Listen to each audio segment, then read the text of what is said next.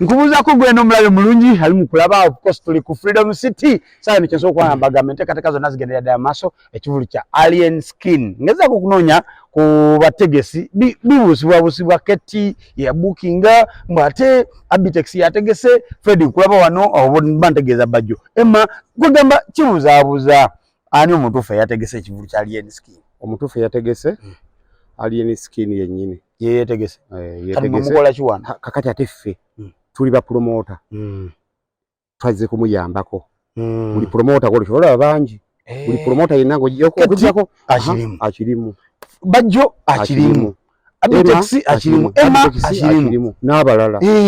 okujja kala omulala wali tana bakutuuka okay golden way promotion izi ne wali tulina ndowooza ba promoter tulinganga mwenda mu kivulu kya alien abamuyambako no endi mama alima namakula mu kivulu kya alien skin effenna ba promoter tuli omuntu ogwo ku muntu ogwo okay kale njagala kumanya enteekateeka eyimiridde etya tubangambe tutukeko ne munda ndolabe security yonna abana bagamba nti abadde balimu okubuusabuusa security simanya byazi nadde buli kimu kyawedde n'omwogezi wa poliisi ava kukitangaaza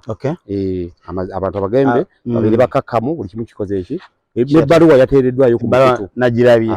abana bagamba simanya agenda wa alien skin togenda na masimu bagenda baba bagala kubuusabuusa security ya Uganda nedda nti labayo edda bwe batugamba nga tuli baana bato nti omubbi w'enva nga gwe baziteresa nkitegeera twali twakola kyalenga ebusaabala noonyerezo oli munnamawulire bakubulire bawuliwo wadde kabiriiti eyabula kwolwo kisobola okubaawo mu balala naye bwe baba bagamba nti ate ababbi oba abayaaye ate nga bebeekoledde ekintu kyabwe tebasobola kulona linnya lyabwe era tewabaawo n'omu akola ki bannannyini bennyini abantu bebagamba be batya be bannannyini njagala kumanya lwaki alien skin nafunye nnyo vibe ne hype naddala mu bavubuka ate okusinga abaggeto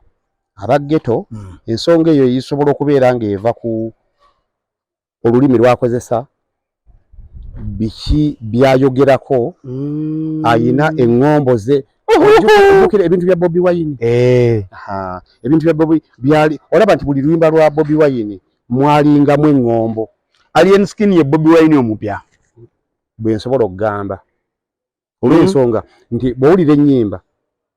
ebintu oba obimanyi naye weewuunya engeri gye yabireeseemu ate obifuula oluyimba byonna bipya industry tebikola ki ye aleese ekintu kye nga kipya ng'ate teyeekaka ng'akola ebintu ebya bulijjo ne bw'aba addamu kibuuzo olaba ng'addamu mu nziramu nga tamala kulowooza nnyo tamala kuyiiya teyeetegeka n'ennyimba ze nnyangu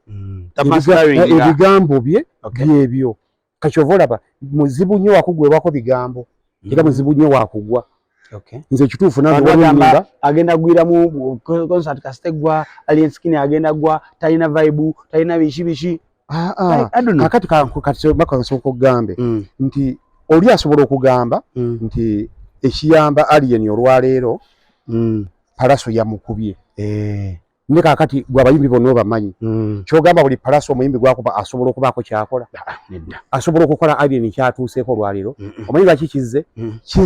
nti oledde abadde alina ebyenjawulo ng'alinze abadde ng'alinze manduso Jessica babajize bale nnyo ebintu bikole nabadde ku comedy store muhanji yafunye audience gyatafunanga ku comedy store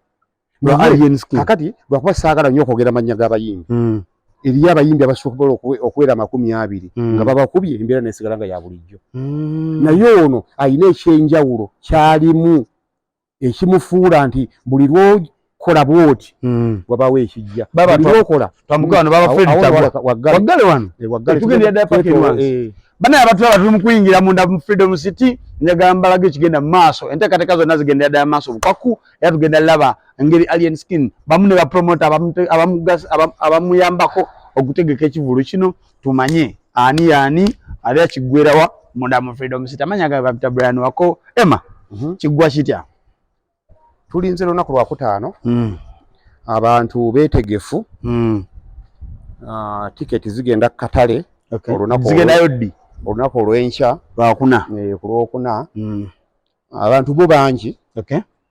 Era tubagamba tickets ezaguliddwa online because Alien yakola live online ne bagula tickets ezo zaguliddwa abasinga abamu baziguze nga siba wano bazigulidde abawano ne bagamba oli asobola okugula ticket 235 okay nagamba zigabibwe era olunaku olw'enkya tugenda kubawo koneka press conference waneeno tugenda kuba tubabuulira mu bifo by'enjawulo nawo tujja kubeerako kone yaawo n'okulaga enteekateeka yonna weetuuse tikiti zigende nga zigabibwa waliwo n'ezimu ezigenda kugendako ku marediyo ku ezo ze baaguze abantu abaana bakubye amasimu naye nga nannyinizo eyaziguze ayogerwako nti gundi ali mu nsi bweti yaguze tikiti bwe ziti abateeka okuziwangula basobola okuba n'essimu. Nalabye ababaka ab'enjawulo Frank Mwesigwa n'abalala bangi bonna bavudde ne bagamba Alien Skin ngenda mugulira tiketi weziti ngenda mugulira tiketi weziti omukwano gwe balaza Alien Skin nalanga ekisuseemuko kyekiri kyenkugambye nti abadde ayina ebintu bye byakola byabadde akola bulijjo abantu bye badde balaba naye nga ndowooza balinze okubaako weebale nnyo ebintu ebikole ki kubanga nze kituufu nange waliwo ennyimba ezimu ze mbadde mpulira nga City at Danger ezo mbadde nzimanyi waliwo endala nze nziraba ku TikTok abaana bazitegeera dda olaba abaana ab'emyaka gye badde bamutegeera dda nnyo kwegamba nammwe abategesi ba Alien Skin temutidde namuwa tewali anti nze sibeerangako confidence nga mulundi olwaleero sikirabangako nga tekwaliyo shenda ya Palaso Semde mpozi naye aliyo kuwolo kikyogeza kugamba mu mpozi naye aliyo kuwolo tolina kyomanyi mbadde mbiwulira mbadde mbiwulira nga alangalanga naye byabulijjo ati kati kankulage waliwo ebintu ebyasabanga mwena aliyo Palaso ebyo byabulijjo era ayesikirisinga badde mwabwe ebyabulijjo mbadde siriimu naye kino kyanjawulo kino kikakatako nga promota era kikakatako ng'omuyimbi okujja n'oyimbira ku mwana ono Alien Skin si kya bulijjo ogenda omuyimbi ojja kulabwa abantu abatakulabangako eno kirasi ndala abatulaba mwenna tuli ku Freedom City emanjagala jangu waneeno omanyi amateeka ga security ayinza okugambira nti si ayogerera security saga mutunuzamu nnyo kamera abatulaba tuli ku Freedom City already olunaku lwakusatu Alien Skin egenda bbeera ano ku lunaku lwakutaano njaga nkubire Fred nyawo kubira 360 bana ebikimu kigerera ddala mu maaso ekibukya na maaso abantu babali 360 wano buli omu amanye tuli ku Freedom City endongo egenda tabukira wano okitegeera Fred Emma ffe kiri fine tugira tusogira nga twogera amaloozi gaba gayitamu so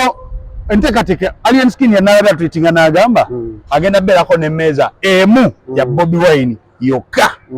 kituufu si kituufu kwamwe bategesi nedda ekyo sinaba kukitegeera bulungi sinaba kutegeera naye lwakuba nti basobola okuba nga bo abantu ng'abayimbi basobola okubaako n'entegeeragana yaabwe bwenaaba nga weeri tewali muzibu wanajja nga mulabi kuba era abeera mu bintu bingi abeera mu mikolo enamugongo wamulabi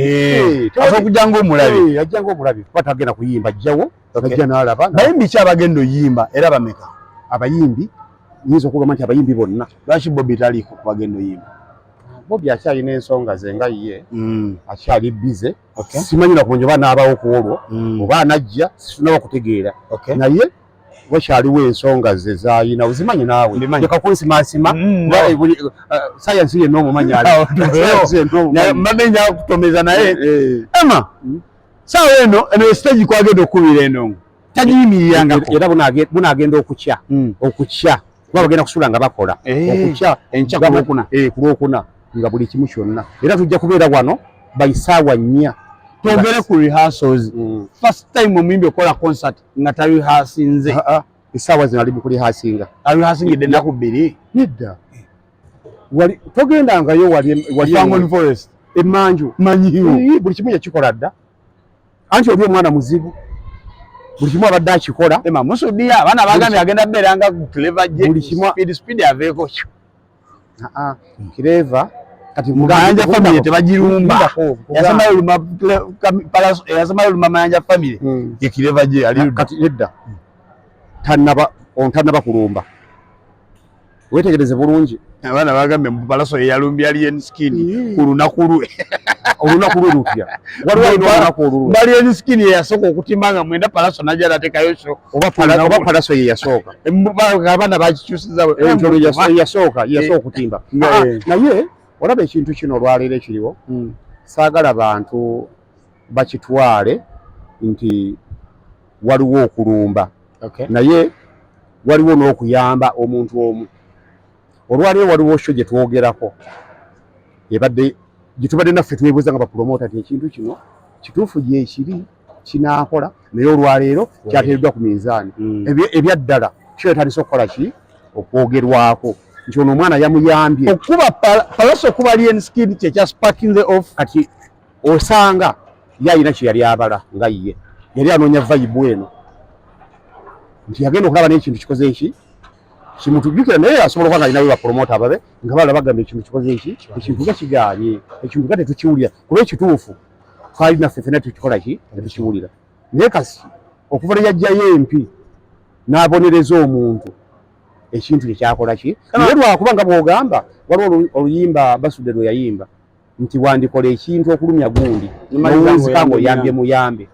kati ye si kye twakoze oli yakikoze n'amaliza ng'oluusi alina gw'ayambe Emma nina kyembuuza Alien Skin tunuddeko mu bookings za Freedom City ekyo kyama kyange mwabuukinga dda even before MP za Palaso how true is that nedda sebo bakulimbye si bwe kyali omwana yayina byayagala okusalawo byali bingi olw'obusungu